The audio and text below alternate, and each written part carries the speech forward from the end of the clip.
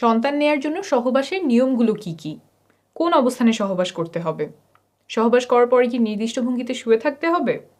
ঘন ঘন বীর্যপাত করলে কি পুরুষের প্রজনন ক্ষমতা কমে যায়? এমন অনেকগুলো প্রশ্ন আপনাদের কাছ থেকে এসেছে। এই ভিডিওতে বিষয়গুলো সহজ করে বোঝাবো। একদম হাত কলমে দেখিয়ে দিচ্ছি। এটা হচ্ছে একজন নারীর কোমরের অংশের মডেল। এই দুটো হচ্ছে কোমরের হাড্ডি আর এইটা হচ্ছে মেরুদণ্ড। আমরা নিচে চলে যাই। এই ওপরে যে ছোট্ট ছিদ্রটা দেখতে পাচ্ছেন, এটা হচ্ছে প্রস্রাবের রাস্তা, এদিক দিয়ে প্রস্রাব বের হয়। তার নিচে এই যে এই ছিদ্রটা দেখতে পাচ্ছেন, এইটা হচ্ছে যোনিপথের ছিদ্র। এইখান দিয়েই মাসিকের রক্ত বের হয়, প্রসবের সময় এই রাস্তা দিয়েই বাচ্চা বের হয় এবং সহবাসের সময় এই রাস্তাতেই বীর্যপাত হয়। আর নিচে যেটা দেখতে পাচ্ছেন এটা হচ্ছে পায়ুপথ, এখান দিয়ে মল বের হয়। এখন আমরা চলে আসি ভেতরে কি আছে। সবচেয়ে উপরের ছিদ্রটা ছিল প্রস্রাবের রাস্তা, তাই আমাদের প্রস্রাবের রাস্তার পেছনে আছে মূত্রথলি। এখানে প্রস্রাব জমা থাকে, তারপর প্রস্রাবের রাস্তা দিয়ে বের হয়ে যায়। এখন আমরা আসবো যোনিপথের রাস্তার পেছনে কি থাকে। সন্তান ধারণ বোঝার জন্য এটাই সবচেয়ে গুরুত্বপূর্ণ। যোনিপথের পেছনে থাকে এই জিনিসটা, আস্তে আস্তে বোঝাই। এই যে দেখছেন ছিদ্রটা, এটাই হচ্ছে যোনিপথের ছিদ্র। এদিক দিয়েই রক্ত বের হয়, এদিক দিয়েই বীর্যপাত হয়, আবার এই রাস্তা দিয়েই বাচ্চা প্রসব হয়। তো এইখানে হচ্ছে আমাদের বীর্যপাতটা হয়। বীর্যপাত হওয়ার পরে শুক্রাণু এইখান থেকে চলে যায় জরায়ুতে। জরায়ুটা হচ্ছে এই জিনিসটা, এই যে এইটা হচ্ছে আমাদের জরায়ু। ভেতর থেকে কীরকম দেখা যায়? ভেতর থেকে এরকম দেখা যায়। আমি আরেকটা ভালো মডেলে এই যোনিপথ এবং জরায়ুটা দেখাচ্ছি। এই যে এটা একই, এই জায়গাটা, এইটা হচ্ছে আমাদের যোনিপথের ছিদ্র, এদিক দিয়ে মাসিকের রক্ত বের হবে। ভেতর থেকে যদি আসি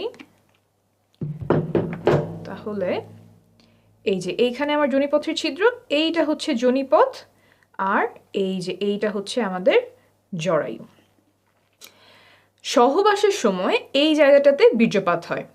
এইখান থেকে শুক্রাণু জরায়ুর মুখ এই পর্যন্ত পৌঁছাতে লাগে মাত্র কয়েক সেকেন্ড। এখন অনেকে আমাকে প্রশ্ন করেন যে সহবাসের পরে কতক্ষণ চিত হয়ে শুয়ে থাকতে হবে, পা উঁচু করে কতক্ষণ রাখতে হবে, কোমরের নিচে কয়টা বালিশ দিতে হবে, বা শুনেছি অমুক অবস্থানে সহবাস করতে হবে, কিন্তু ওই অবস্থানটা আমার কষ্টদায়ক হয়। এই যে যতগুলো কাজ বললাম, এই কাজগুলোর কোনোটা গর্ভধারণে বা সন্তান ধারণে উপকার করে এমন কোনো প্রমাণ নেই। তাই এগুলোতে যদি আপনার কষ্ট হয় তাহলে এগুলো করার কোনো প্রয়োজন নেই। আপনার যদি ভালো লাগে তাহলে করতেই পারেন।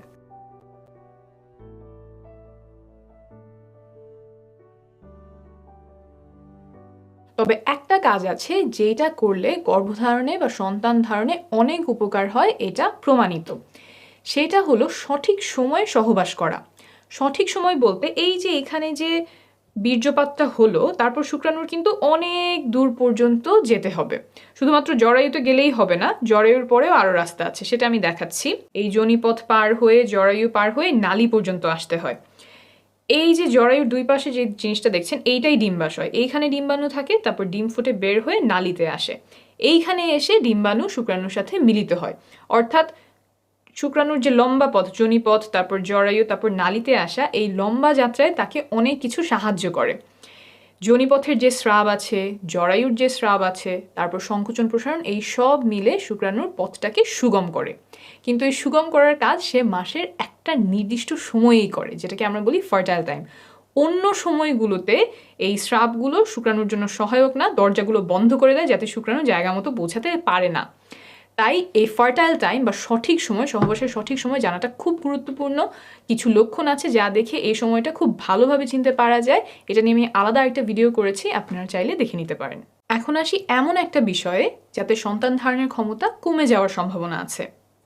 সহবাসের সময় অনেকে পিচ্ছিল করার জন্য মুখের থুতু ব্যবহার করেন, আবার কেউ কেউ লুব্রিকেন্ট ব্যবহার করেন। ল্যাবে পরীক্ষা করে পাওয়া গেছে যে থুতু এবং কয়েক ধরনের লুব্রিকেন্ট শুক্রাণুর চলাচল ক্ষমতা কমিয়ে দেয়। তাই সাবধানতা বশত এসব পরিহার করার পরামর্শ দিচ্ছে American society for reproductive medicine. অর্থাৎ আপনি যদি থুতু ব্যবহার করেন সেটা আপাতত বন্ধ রাখলে ভালো হবে, আর যদি লুব্রিকেন্ট ব্যবহার করতে হয় তাহলে এই লেখাটা প্যাকেটের গায়ে দেখে কিনবেন। এসব ব্যবহার করলে যে গর্ভধারণের সম্ভাবনা বেড়ে যাবে তা কিন্তু নয়, বরং প্রয়োজন হলে ব্যবহার করতে পারেন। এখন বলি, ঘন ঘন বীর্যপাত করলে পুরুষের প্রজনন ক্ষমতা কমে যায় কিনা, সন্তান ধারণের জন্য কত ঘন ঘন সহবাস করা প্রয়োজন।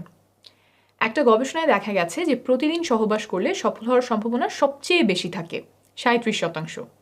একদিন পর পর সহবাস করলেও সফলতার সম্ভাবনা কাছাকাছি থাকে 33%।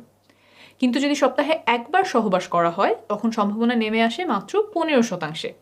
অর্থাৎ ঘন ঘন সহবাসে সফলতার সম্ভাবনা বাড়ে। প্রতিদিন বা একদিন পর পর চেষ্টা করলে সর্বোচ্চ সম্ভাবনা থাকে। অনেকের একটা ভুল ধারণা আছে যে ঘন ঘন বীর্যপাত করলে পুরুষের প্রজনন ক্ষমতা কমে যায়। অনেকদিন পর পর বীর্যপাত করলে বীর্য ঘন মনে হয়, সেখান থেকে এই ধারণা তৈরি হতে পারে। তবে প্রায় 10,000 বীর্যের স্যাম্পল নিয়ে করা একটা বড় গবেষণায় দেখা গেছে যে প্রতিদিন বীর্যপাতেও শুক্রাণুর সংখ্যা স্বাভাবিক থাকে। আমি নিচে রেফারেন্স দিয়ে দিব, আপনি নিজেই চেক করে নিতে পারবেন। মোট কথা, প্রতিদিন বা একদিন পরপর চেষ্টা করলে সর্বোচ্চ সম্ভাবনা থাকে।